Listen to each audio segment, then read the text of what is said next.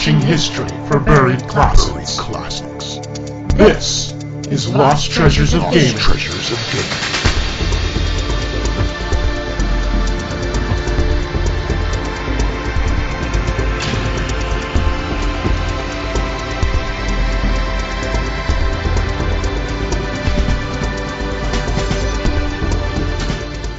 Welcome back, everybody. This is another issue of Lost Treasures of Gaming.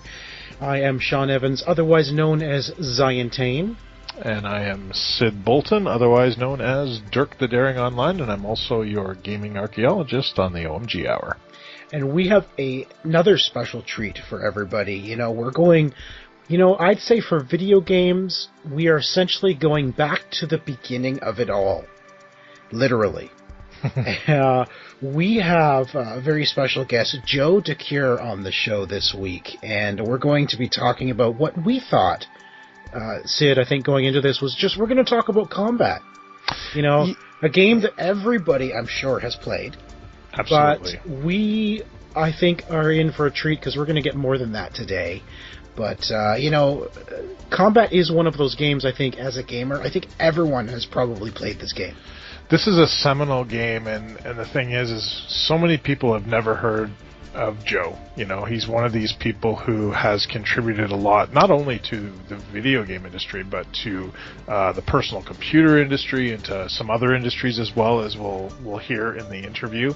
And it's amazing that not too many people know about Joe and his contributions to the gaming that we all enjoy and love today.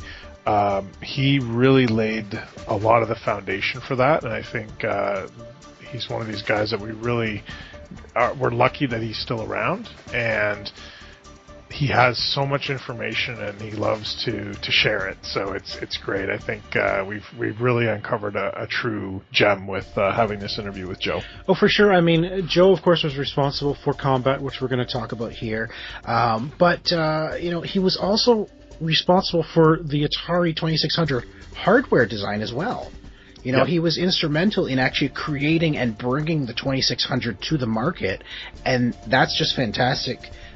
So we're going to talk to him about all of that and his experience with Atari, how he got there, what it was like, and basically why they created the combat game, and it's fantastic. So let's jump in. This is Joe Decuir.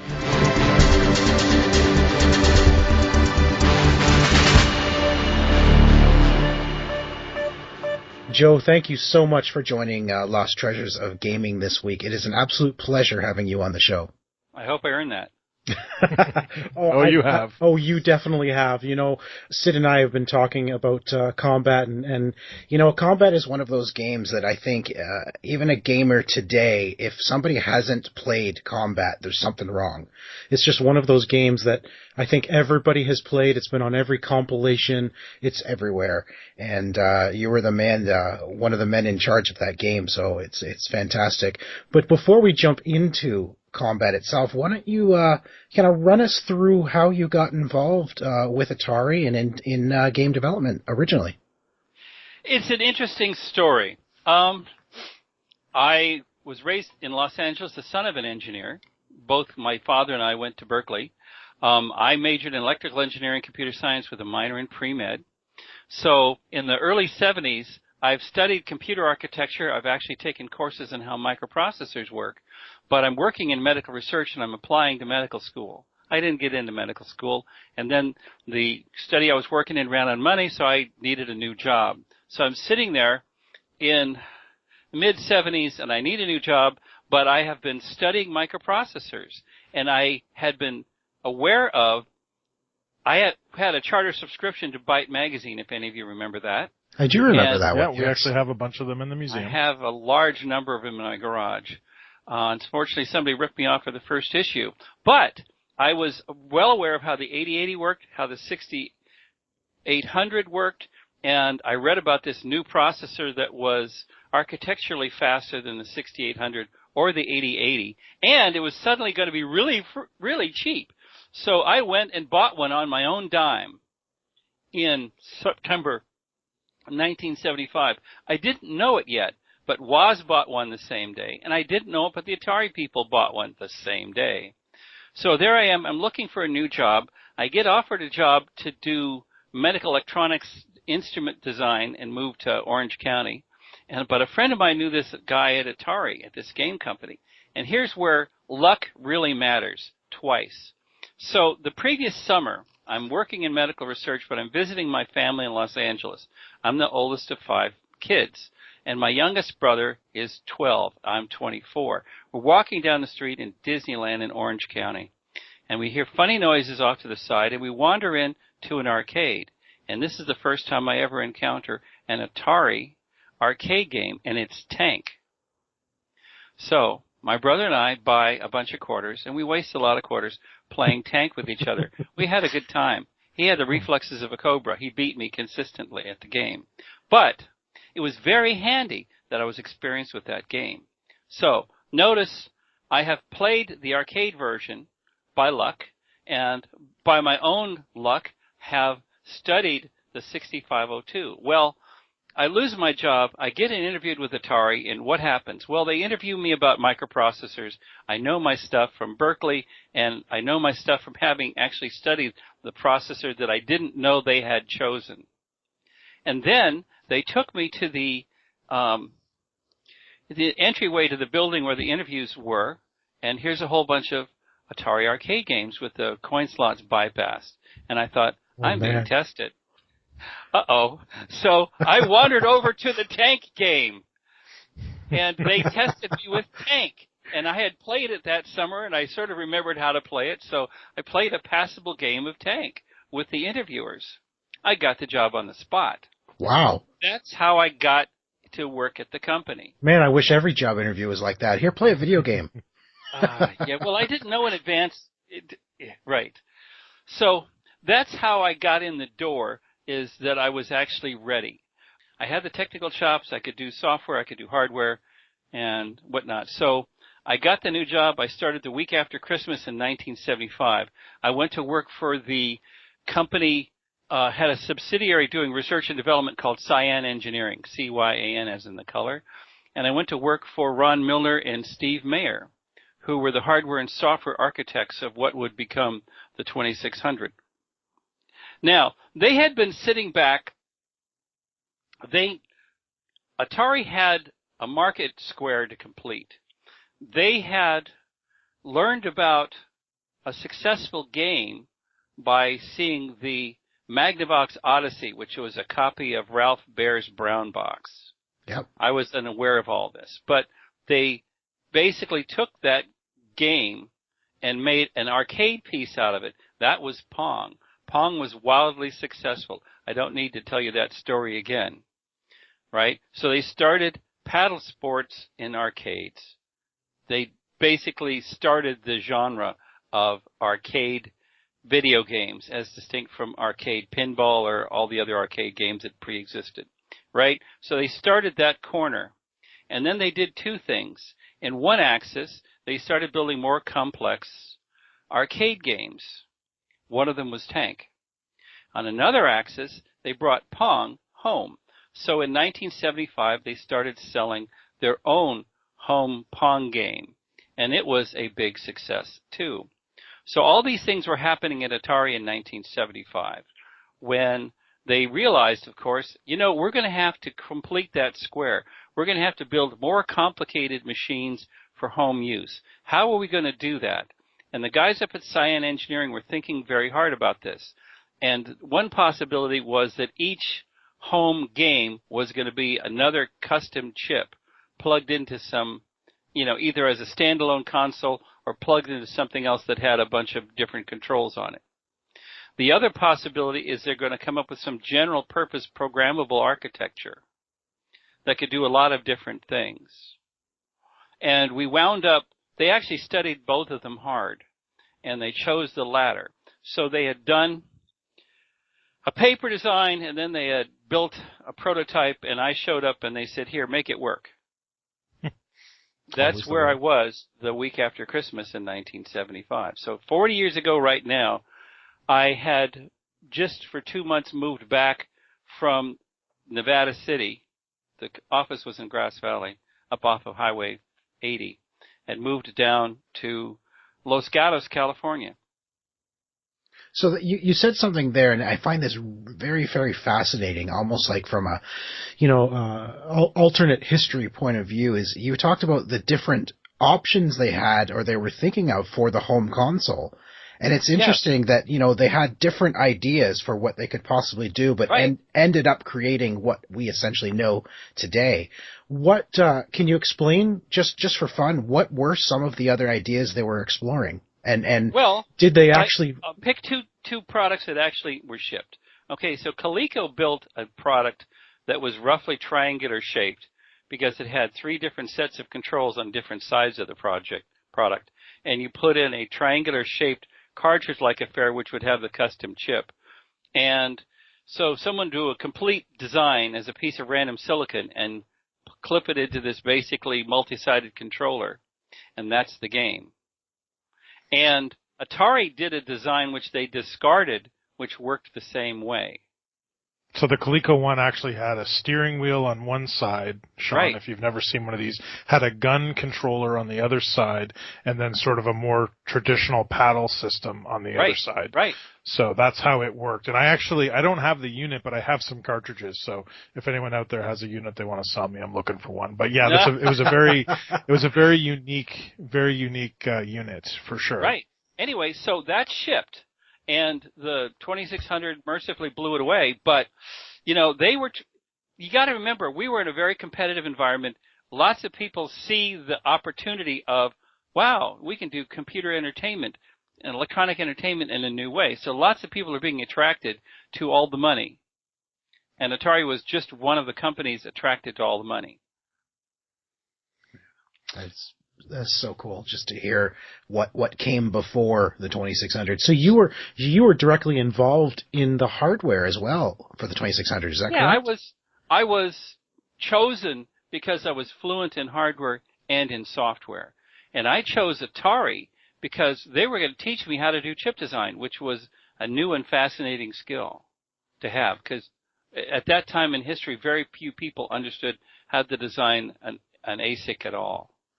What we had been doing so far is, at best, we get to look at somebody's catalog and buy this LSI chip and this small-scale integrated chip and a bunch of gates, and we can buy this thing with a few flip-flops in it, and here's some shift registers, and we can glue them all together and make something that works. That's how the Apple I works. That's how all digital design at that time worked. So being able to do a custom chip that integrated all this stuff together was a new cutting-edge skill, and Atari was promising to teach me that skill. Now, before the 2600 came out, of course, you mentioned Pong being, in the Coleco's version and so on, and those had the games were pre-programmed in them, and you could choose different variants. And of course, the Magnavox Odyssey gave the illusion that it had programmable cartridges, but it really didn't. No. They were cartridges, but they just unlocked firmware that was already built into the machine. There was no firmware in the Odyssey. Right. Well, you know what I mean. It basically unlocked different games. It was basically opening and closing switches that chose different options. Right. And so there was one system, though, that did come out before the 2600 that has been given the distinction. Channel F. The Channel F, so the Fairchild Channel F. So right. Was that something, were you guys aware of that, or was it developed in tandem, or how did that happen? It hit the market before the 2600 did. But you probably had made the decision to go down the programmable cartridge route by that time. Right. But also it illustrated to us an example of which way we didn't want to go. Okay, so to understand what was going on at the time, you'd have to understand that the simple approach is, I've got a personal computer. It's got a graphics card. It's got a frame buffer or a character buffer that's scanned by the hardware. And so the Channel F had some custom chip designed, and it had a very low resolution frame buffer. It was an 80 by 48 by 2 color display, animated by an F8 controller, which is basically, if you're familiar with the 8048, it's a similar kind of device, which is to say it's optimized, it's programmable but it's not optimized for speed for sure. It's not optimized for data structures. It was a very clunky device to play. But it came out first, right? It came out in the fall of 1976, I think, and we were one of a small number of companies that bought one and tore it apart. And it was demonstrating to us that our approach was superior, but it was one of the things that told us that we were behind. And it had a lot of people think the Atari 2600 is limited in terms of how much system RAM it has and whatnot. Oh, but this one had 64 bytes. It had half of what the 2600 had, so it was even worse. I don't know exactly how much it had in it. Yeah, it's 64. It only had 64 really? bytes. 64 bytes. Like, think about how. That's not even K. It's not even megabytes. It's not gigabytes. It's bytes. 500 bits. We thought, we're trying to get it all to work in 1,000 bits. And what had happened was, so we're coming along in parallel. And stepping back, I was hired to design a system that was video line-oriented rather than video frame-oriented. And we did that because memory was so expensive at that time in history. I mean, you guys all have mobile phones in your pockets that have, tens of gigabytes of RAM in them, and you don't think anything of it. But in those days, 1,000 bits of RAM in 1974, an Intel 2012 chip was $5 a piece in onesies. That's a 1K by 1 RAM was $5. Okay. What we did is we went to the people designing the 6502, and they had designed a second chip, which in combination with the first chip formed a 2-chip real microprocessor. And so the second part was called a 6530. It had 64 bytes of RAM, 16 bits of I/O, a timer, and then it had 1K of ROM. So one of the uses of that ROM is a company put together something called a Jolt, and they built a 1K byte, 1K ROM monitor that you have a 6502 and a chip which was called a Jolt or the TIM1, and that combination together with some support circuitry around it was a very small programmable system. You'd hook it up to a teletype. Okay? And I bought a Kim one, which was a 6502 and 2 6530s, and with an extra set of, commercial 1K byte RAM, and it had extra circuitry for, to read and write data from a cassette or a teletype. I bought one of mine. It cost $250 in 1975. I'm trying to impress on you that memory was very expensive at the time. And so the approach that Atari had was going to get to market sooner than, or be cost effective at a time in competition with companies like Fairchild, which we expect to be coming out of the weeds. Now, what Atari also brought to the table, which Fairchild didn't have, is we were already an electronic entertainment company. We already had game designers on the payroll. They were on the arcade side. Right. They understood how to structure the video so that there are a few things that have relatively high resolution that can move quickly, and the rest of the background doesn't move quickly, so it doesn't have to have a lot of effort put on moving it around. This is what our eyes do. We pay attention to a few things with our fovea, and we don't have to pay attention to the background. So this was a game design that had been co-evolving with the customer base to make playable, interesting games, right? Whereas the people at Fairchild were basically chip designers looking for what can we do with our chip design skill. They weren't really a consumer product company. They were a chip company. Atari was an entertainment company that could also design chips. So they were coming at it differently.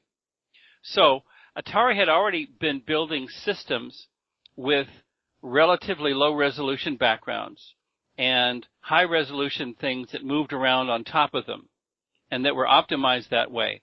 In the Fairchild Channel F, it was one bitmap, and animation was done by drawing and redrawing the object in the bitmap. So it moved very slowly.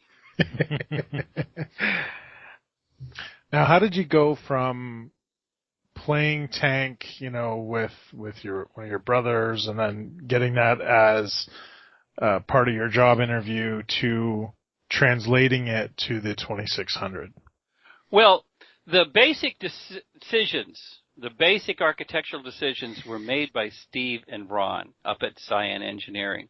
So my first job was take this prototype, which nobody had tried to use yet, and actually get it to work. And so I took their design first, which means I had to come up to the speed on the tools, learn to use data analyzers and stuff like that, get it all to work. And once I got it to work in a little over a month, we then scheduled to have the Atari brass come on up to Nevada City and see the demo. And so it was basically Nolan Bushnell and Al Alcorn, who was the VP of engineering. And they got really excited, and they made a decision. You're moving back down there to work for Jay. Click. Okay. So that happened in mid-February. So at the beginning of March, I moved back down to Nevada City. I was single. I moved up to Nevada City, and I rented a room in a motel. So it wasn't really hard to just pick up and move back down to the Santa Clara Valley. So I was easy. Wife and kids would come later. So I went back, and I was apprenticed to Jay, who was my most important engineering mentor I've ever had. First day on the job, he explains to me that success has 1,000 fathers and failure is an orphan. Now, the cynical view is that lots of people are happy to claim credit for stuff that works and blame onto other people stuff that doesn't work. But my optimistic approach of that is to understand that we're all a big team, and everybody contributes or should contribute and should be made to and be appreciated for it. So I put a lot of effort into supporting anybody associated with the team, the programmers, the production people, the marketing people, the sales people, the tech support people. And later in my career, when I was in charge of 250 people at Everex, I made sure that my software people were talking to the tech support people regularly, and my hardware design people were regularly talking to the people in production support. And if they didn't, they were replaced by people who would. Wow. Anyway, but that was later. So got it to work. And then it was the experience of the people at Cyan Engineering that they could have a whole bunch of ideas, but I was sent down with the design to be its shepherd and guardian. I was the mother bear for this project. And so Jay and I teamed up, and then we redesigned it for production. So have you ever read the book, The Mythical Man Month? No. You should both find it at some point. It's a series of essays on managing software engineering. One of the things it says is that you should plan to throw the first one away. What you do in a design project is you first of all do an existence proof. You prove that something is possible. And in doing so, you remove a lot of uncertainty from the later development. So we proved to Atari upper management that it was possible to build a tank game that was in a programmable system. And then we had to go build a production version, and so we had a whole lot more stuff to do. So we redesigned the system. We redesigned it in 5-volt depletion load NMOS rather than in LSTTL. We added a lot of features to it. We did some hardware and software trade-offs to it. To give an example of hardware-software trade-offs, the prototype didn't have hardware collision detection. Software would move this object around, and it would keep track of where that object was, and then have a little window in it that would determine if the object had hit the other object that it was being shot at, or if it would hit the wall and need to bounce or something, right? And in the arcade version of Tank, things don't bounce when they hit the walls, they just vanish. Okay? So I convinced Jay that we could save a lot of software effort, time, and RAM by putting in 15 basically RS flip-flops. I don't know if you know what RS flip-flops are, but they're very simple. Basically a couple of cross-connected gates. And so I convinced Jay that that would be a good trade-off that would save the programmers a lot of trouble. In contrast, the Atari arcade games were all, up until that point, not programmable either. So they were all built with what we would now call random logic. And the way things moved horizontally with respect to the horizontal sync counter was you'd have, to save space, you'd have a polynomial counter. That's a shift register with combinatorial feedback. So that it has a repeating pattern, but it doesn't count binary. It counts random numbers. Just repeatable random numbers, right? So you can pull off decodes off of that to say, okay, start vertical sync, stop vertical sync, start horizontal sync, end vertical, horizontal sync, turn on color burst, turn off color burst, that kind of thing. All these little decodes off this random number generator that's repeatable, right? So the design they had was, here's something that counts by 228 in the Atari 2600 version because it's counting color clocks on a standard TV, old analog TV. You can't buy them anymore, by the way. Good thing I have lots. Yeah. And then they would have other counters that counted by 160, which were the horizontal positions of things. And there would be decodes that came off the first counter that say start that subsidiary counter and turn off that subsidiary counter. And then there were decodes coming off of that say start the display and stop the display and so on, right? So we had this weird system. And so when they built this prototype at Cyan Engineering at the end of 1975, they were replicating that architecture, which happens to be the one they used in Pong. Okay. And happens to be the same as the one that they used in the arcade tank. Arcade tank didn't have a processor in it. It was all random logic. Right? So they replicated these ideas in this chip. So I've got this thing working, and now we're going to try to turn it into something more general. The requirement I got from member management is it has to be able to play tank and jet fighter and games like that, where there's things flying around and shooting at each other. And it has to be able to play Pong and paddle sports. And anything else was gravy. So they wanted everything in one. Well, they wanted a programmable system rather than a random logic system, but the number of things that they specified that it had to be able to support were fairly small. No one was thinking about adventure. Nobody had imagined that. That was Warren Robinette's brilliant invention. Nobody was thinking about all the things that the guys who went off and started Activision would do. People envisioned this product to have a 2-year to 3-year lifetime in the market max. We really? knew. Wow. We expected to have to replace this within 2 years. So we rushed very hard. As soon as we had finished getting the 2600 into production in middle of 1977, we were already working on the computer, which was our second system. Because we wanted to get that much more powerful system to the market by 1977, because we thought correctly that we would attract a whole lot of attention and we want to be able to crush that competition. We didn't know how good the 2600 itself was going to turn out to be. So you had no idea it was going to sell to date 30 million units. Correct. In fact, we had management problems depicted some of the challenges, right? Atari was doubling its dollar value sales every year. They sold 35 million units, and the next year they sold 70-something, and the next year it was like 150-something, and the next year it was 300 million something. They were growing really fast in terms of their dollar volume. And it was cleared up for management after they'd seen all the demos in the middle of the summer that, oh my God, this is going to be this could be really big. And so they started shopping themselves, and they sold out to Warner, which was a communications company, because they needed the money to finance production.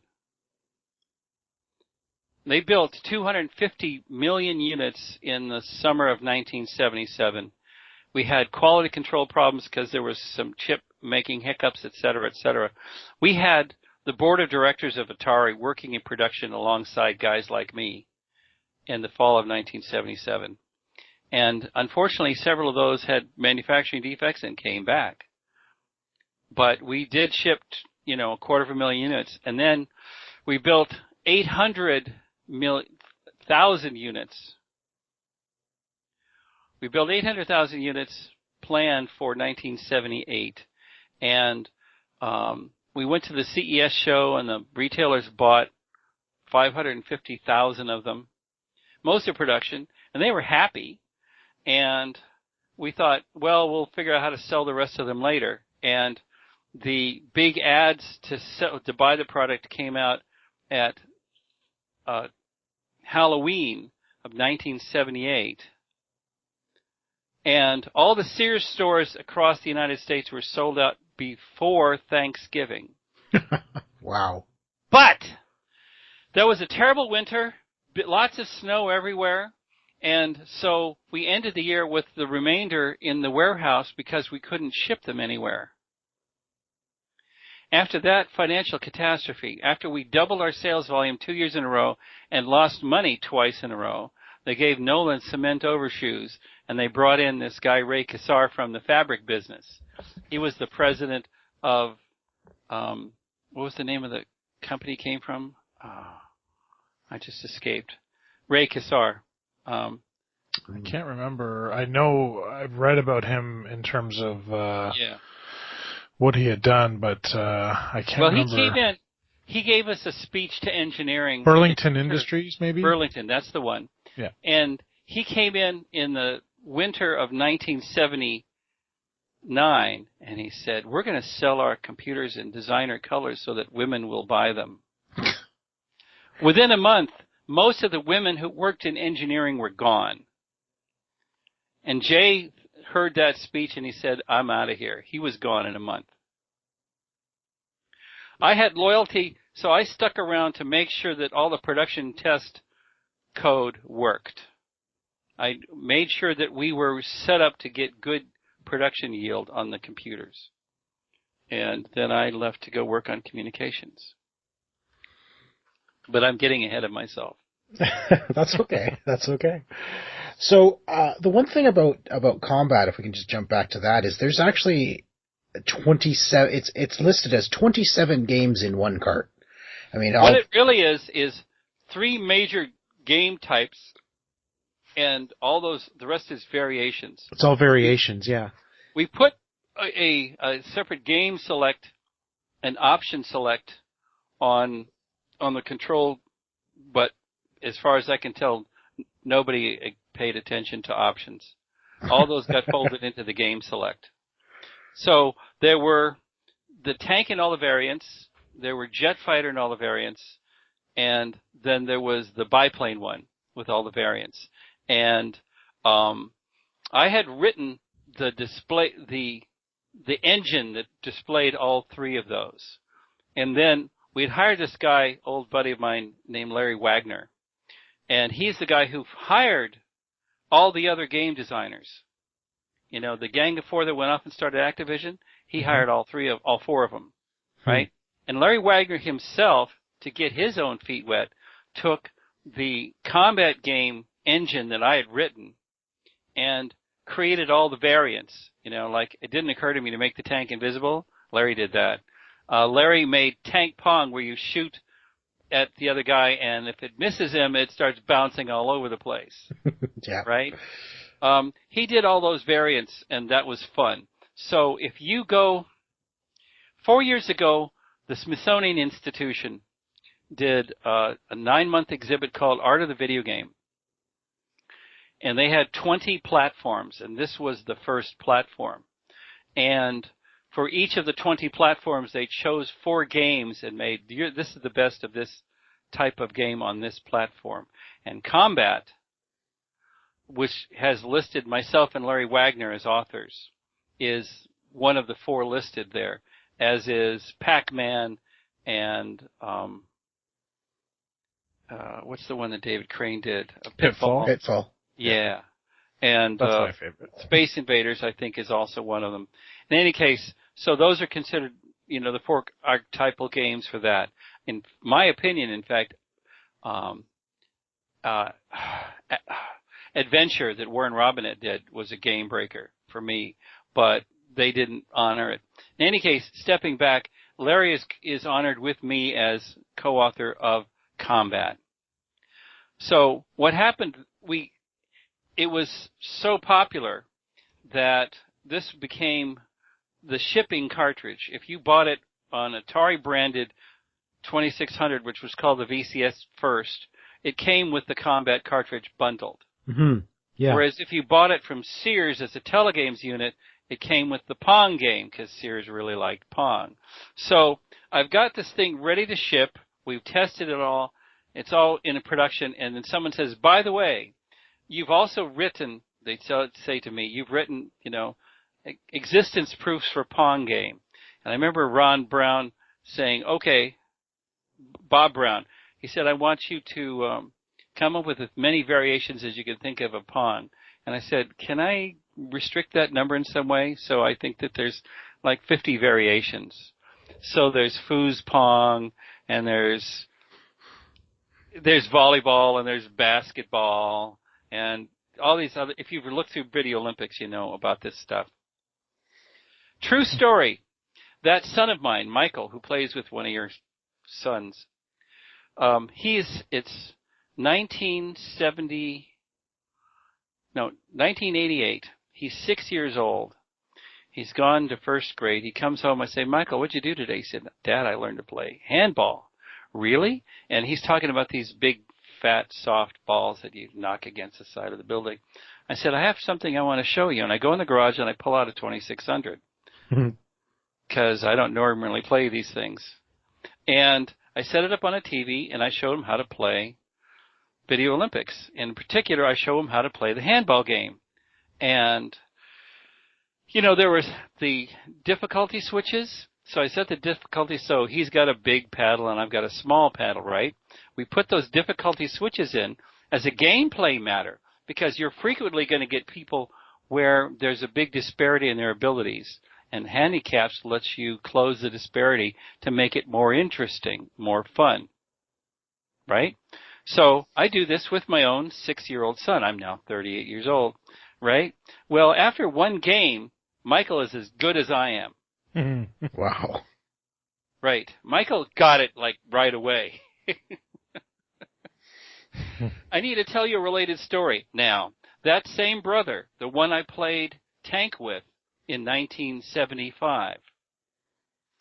2 years later, I come home for Christmas to Los Angeles where I've got 4 younger siblings, and I bring this machine to my father, and I've got the Combat cartridge, and we set it there up on the TV set under the Christmas tree, right?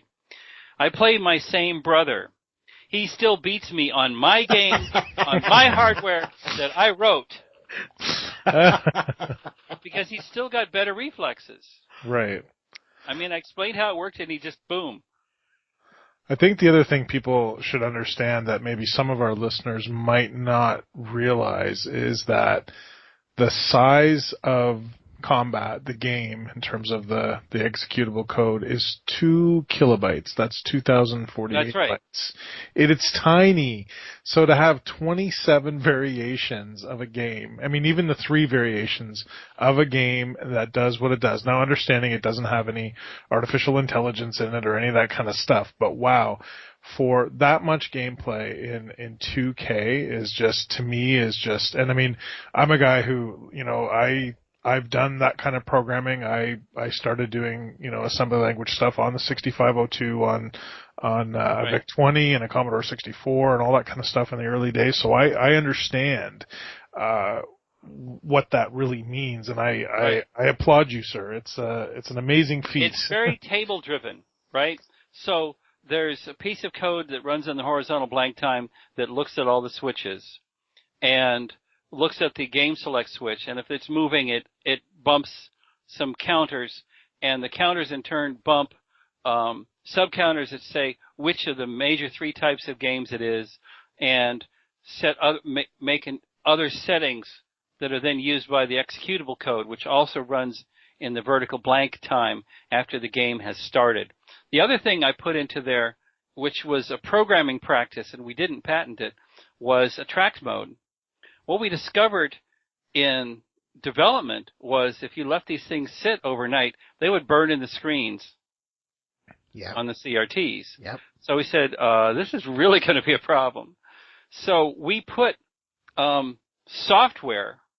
Best practice is if a game is done playing, it starts cycling the palette registers, because there's only 4 of them in the machine, and it starts counting all of them around and around. So over time, every pixel will get a randomly selected set of all the things it can be driven with, so that if you set it and run it for years, you will burn in a rectangle, but the rectangle won't have any features. I have copies of the Consumer Reports magazine from November 1977, where the 2600 is giving a high rating because it doesn't burn in your TV. My mother was so proud to see that machine. I should tell you something fun, right? So we launched this thing, and in what is now called Black Friday, the day after Thanksgiving, in 1977, I went to the Sears store in Mountain View, right next to the Palo Alto border, to see how it was going to do. And they had taken this machine and they'd bolted everything down. They had a 27-inch color TV. Everything was bolted down. They had put screws in it so that you couldn't take the cartridge out. The 27-inch screen back then was massive. Right. Anyway, they'd set this all up, and it was sitting there as a display. And what happened was parents would come in with their children. Their children would sprint over to this display so the parents could go off and shop and do secret things while their kids are playing or waiting in their turn to play. And then they would come back, and if the kid had had a chance to play, they could maybe drag them away. But if they couldn't, the kid would scream bloody murder until it was their turn. I watched this for almost 2 hours. I said, oh, my God, this is a wild success. I had no idea.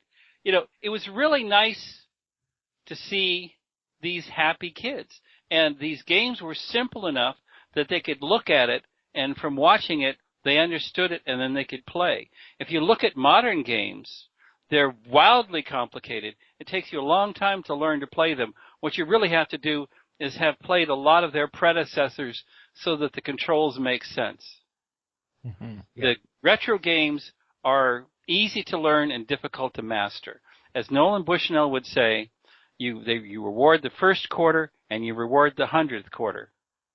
I mean, he honed his sense of the market from watching the arcade stuff. Of course, Mike Alba's corollary to that, Nolan's theorem, is that if they're really good, you can play them one-handed so you can hold your beer or your girlfriend in the other hand. Right? But anyway, that's why these old games are still fun and interesting. They create a relationship with the player, so the player cares about it even if the graphics aren't great. I mean, the modern stuff is, for the last 15, 20 years, the modern stuff is so good, it can render zits on the face of the players, okay? It can. But it sure can. They can. That should be a feature on the box. They're all really, really good, but the question is, who cares? Does it help the player get closer, more emotionally involved in the game or not? Yeah. That's the question. Now, I have one other question for you. And Yeah. I'm going to go backwards in time just for those people that, I know, Sean, you mentioned that you did not have an Amiga. I was a big Amiga guy. I loved the Amiga.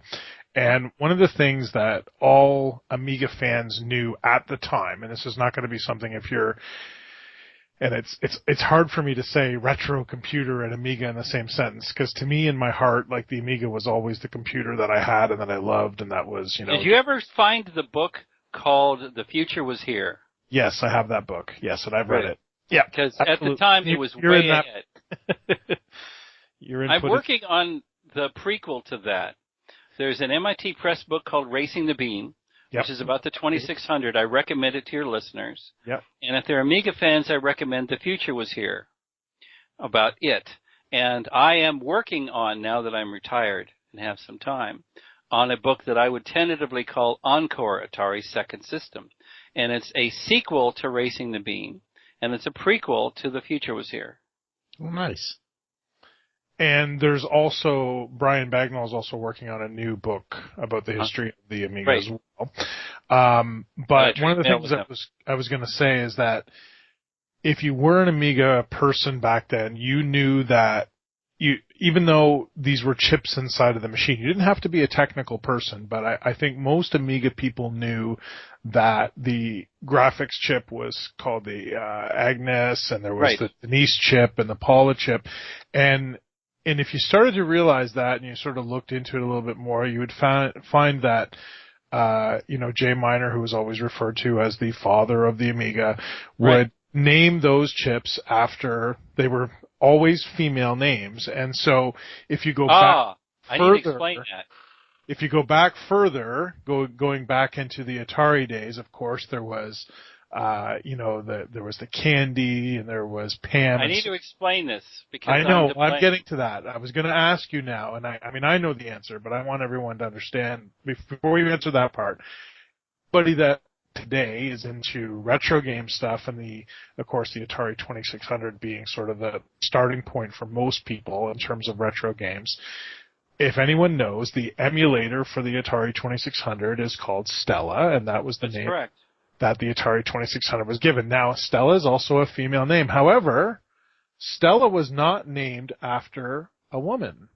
That's correct. Stella. I still own the original Stella bicycle. So Stella it's hanging was in my garage. It still works. Your bicycle.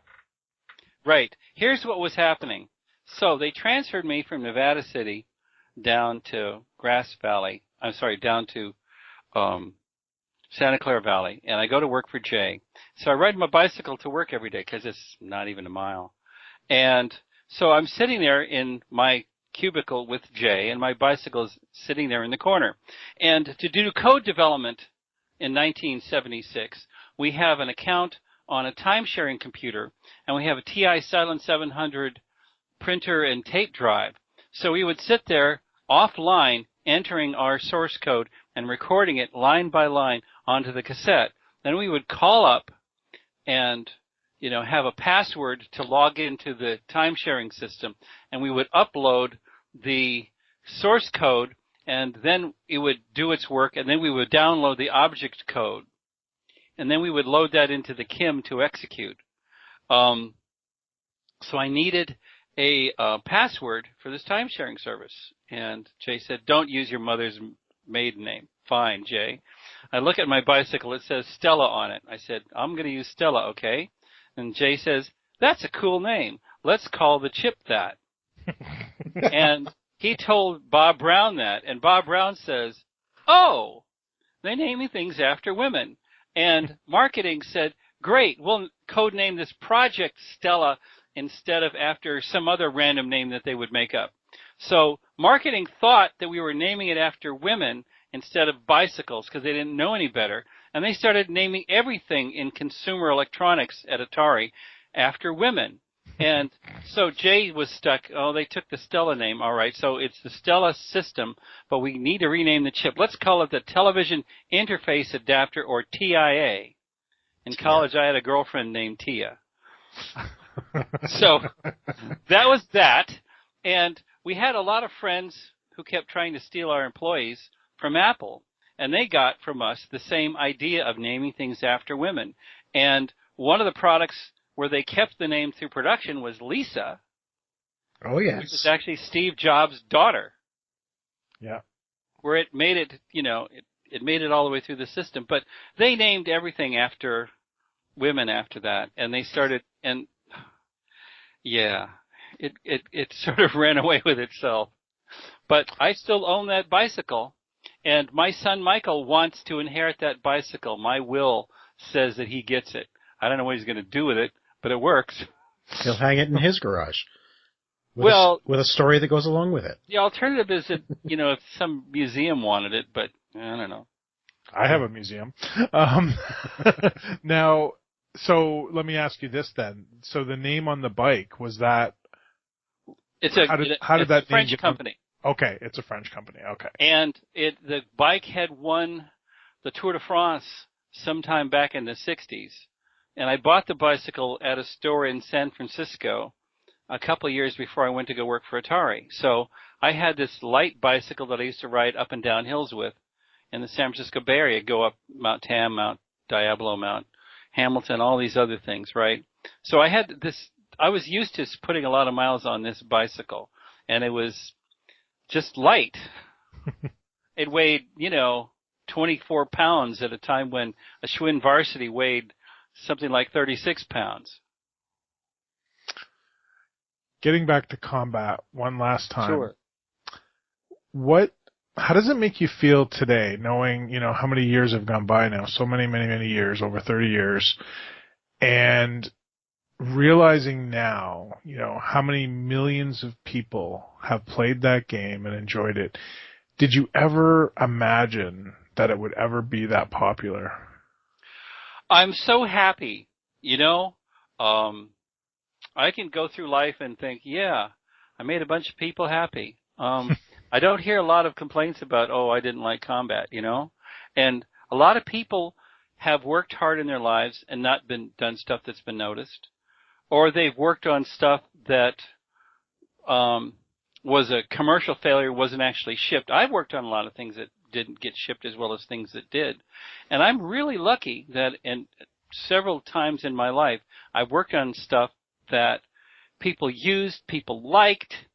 I worked a lot on Bluetooth in the last decade, and I remember being on an airplane once, and someone said, "What do you do for a living?" And I said, "Well, I work on Bluetooth." And he gave me a 5-minute commercial about why Bluetooth was so wonderful. I thought, yes, I'm happy to have happy customers. And it was so much fun to entertain all these people. In fact, so going back to 1975, late 1975, and I'm trying to choose between going to work for a medical electronics instrument company in Orange County, California, and go work for Atari.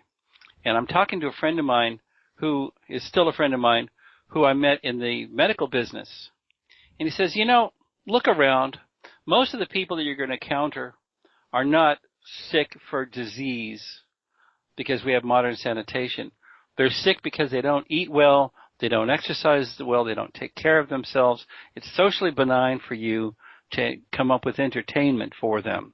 It's okay. I had his dispensation to go work on entertainment instead of personal, stuff that was more looking forward. Now, I went to work at Atari thinking video games are basically a gateway drug to personal computers, and I really believed in personal computers. And having worked in personal computers, I realized that personal computers are really communications devices, not simply game platforms, which is how I left Atari to go work on the ancestors to what we now call the Internet. Like my next job after I left Atari was working on the modems that connected personal computers to the world. Yeah, you co-invented the fax modem, did you not? Yes, that's correct. And I was the ITU editor for T31 and T32, which are the widely implemented fax modems. Up until recently, most mobile phones implemented T32, and most PCs had a bundled modem that did T31. Well, Sean, is there anything else you want to ask Joe about combat or about we could talk to you. We could do like 3 more shows with you talking about your career. Schedule them. It's amazing. Schedule them. No, I think, Joe, this has been absolutely fantastic. We really appreciate you taking time out of your day to spend some time with us here on Lost Treasures of Gaming. just for our listeners, do you have a website people can visit? Are you on Not Twitter? yet. Or I am on LinkedIn and I am on Facebook. I have reserved a pair of websites, and at some point they'll be populated. okay, And one of them will be joedecuir.net, and one of them is decuirdesign.net. And I will use the former for brand building. Eventually, all of my archives will be digitally represented in joedecuir.net, including the articles that I've written and all the presentations I've been giving and I'm about to give. All that and stuff. pictures of Stella. Of course. Yep. Awesome. Yeah. And seen pictures of if Stella. I form a business and do consulting work going forward, Decuir Design will happen. I have, for example, some ideas about products that might make it. You probably may know that the 2600 market is still active. Yes. People are still doing new designs, especially at Atari age. You know that at least 5 or 6 years ago now, Ed Fries, who did Halo for the original Xbox, did Halo 2600 for the 2600, and it's a playable game. He did a great job on that. We're friends still. And so I've been thinking about, I just paid a bunch of money a few months ago to get the original prototype of the Flashback 2.0, if you know what that is. Mm-hmm. All right. He hasn't sent me the FPGA yet, but he's going to, he says. It occurs to me, here's a business opportunity that I want to either do or help somebody do. Build Atari 2600 game controllers that have Bluetooth in them that talk to modern mobile phones and iPads and whatnot.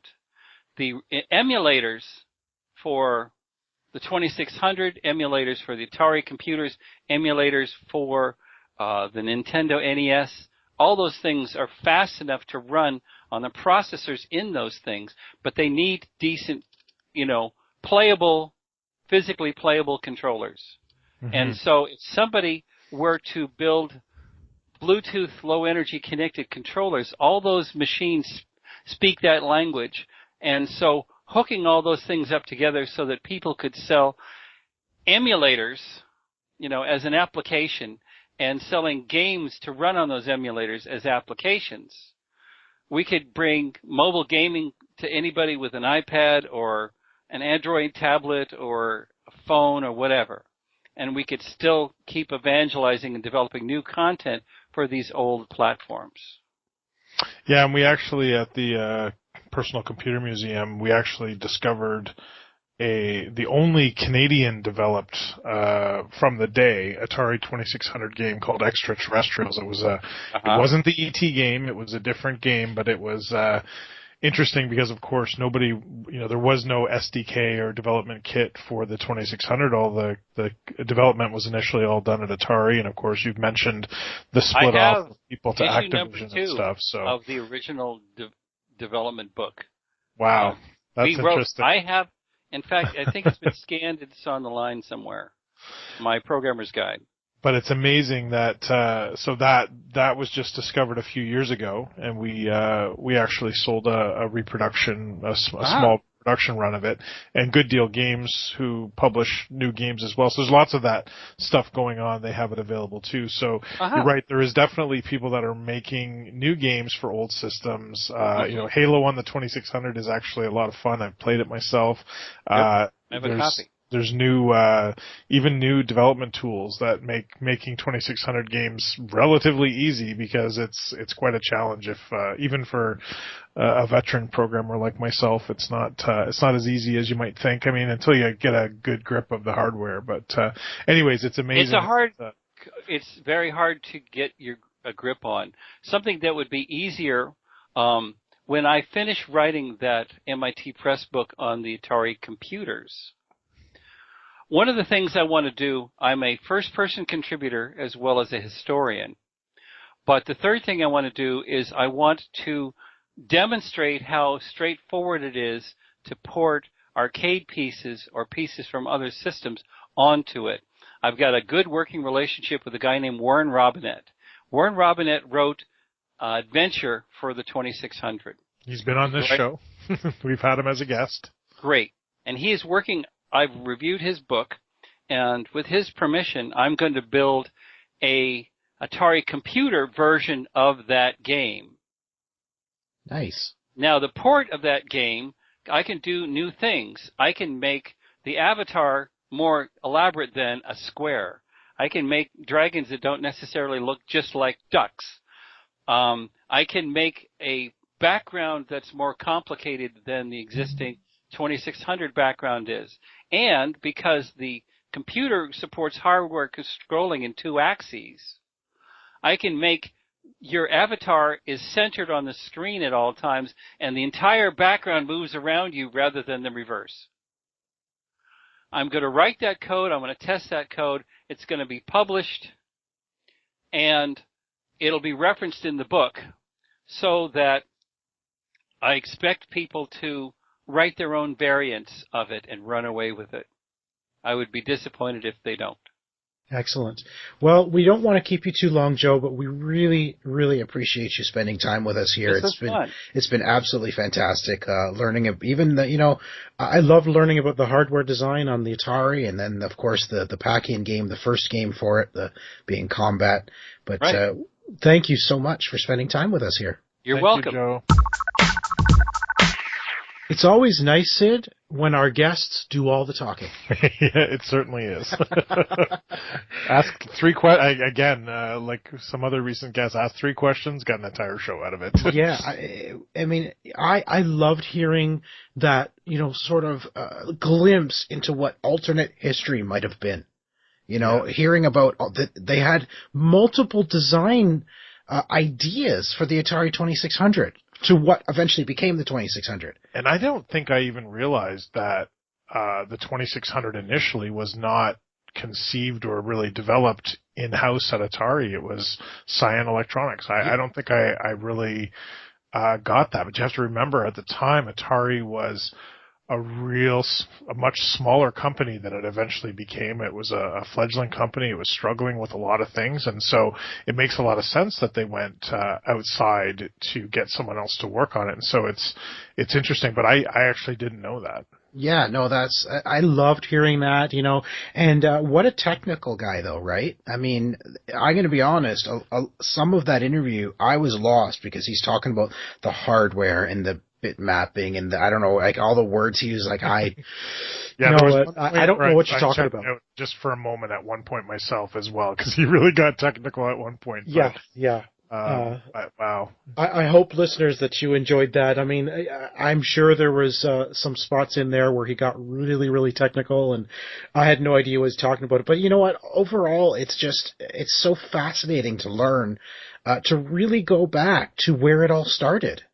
Like this literally where it all started for the home consoles. And what a contribution that, I think we downplay it a little bit, but, Combat really is truly sort of the seminal multiplayer game. Like, if you think about it, like, obviously it wasn't online, but do you really think that some of the amazing online stuff that we play today would probably not exist if it wasn't for the fact that Combat was so good and so small? I mean, we talked about the technical details about how small it was, but I don't think people understand that literally, if you listen to the Lost Treasure segment in the OMG Hour, I think I mentioned this, but literally the size of the code of this game is smaller than most emails that people send to each other. I know, it's incredible. On a daily basis. It's crazy. It's crazy. Well, another great interview, another long one too, so we hope you enjoyed that.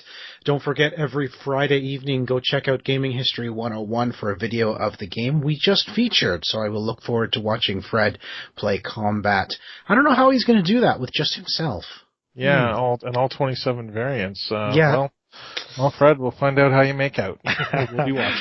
Don't forget to follow the show on Twitter. We are Lost Treasures OG, and I am Ziantane everywhere, and that is Xiantayne.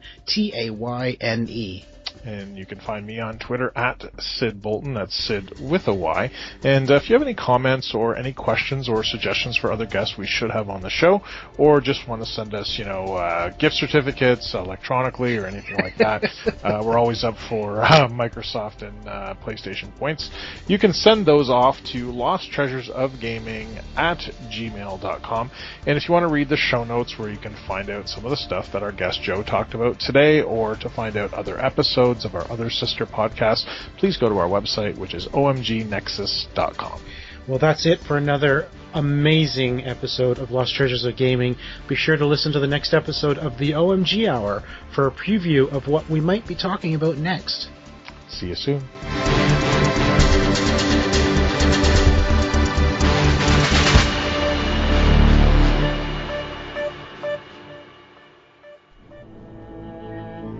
This has been an OMGNexus.com production.